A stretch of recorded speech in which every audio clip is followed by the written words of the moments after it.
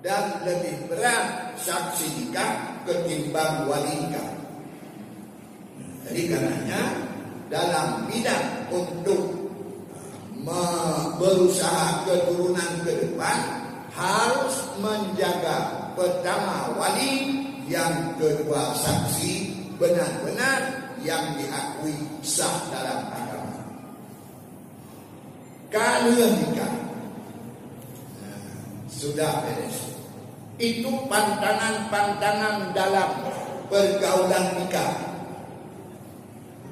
Pertama, pantangan pihak.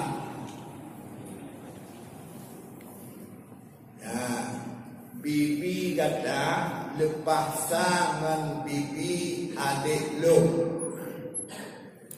Bibi perumah ni. Lepas sangan bibi adik yang pengkop pihak. Apabila kaji membiar, maka hanya tempat buat nikah ada lepas akan tetapi wajib ada di puasa 2 bulan berturut-turut.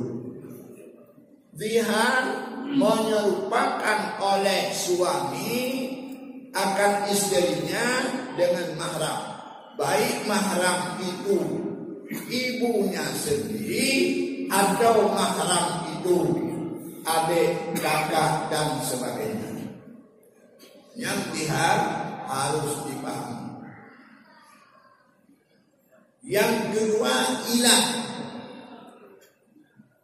ilah wajib kami di keluarga sudah turun dari rumah ya di rumah orang ya ujar hoi kada ke rumah belum boleh berdoa dijawab tiada jatuh demi Allah don haleku setubuhi kau anak ibu hotel yang hilang jut si inang menyerah roh kepada lakon dia jut si agam ijak setubuh dia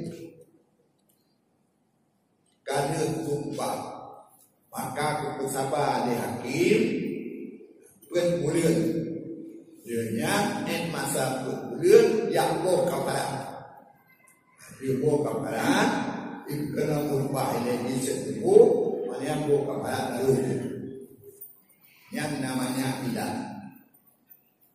Kemudian yang kedua, yang kuleh menyangkut dengan dalam hubungan nikah dari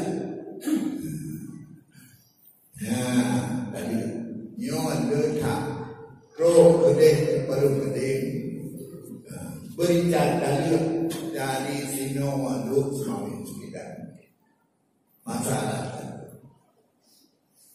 Nah yang kasih bayi itu mana?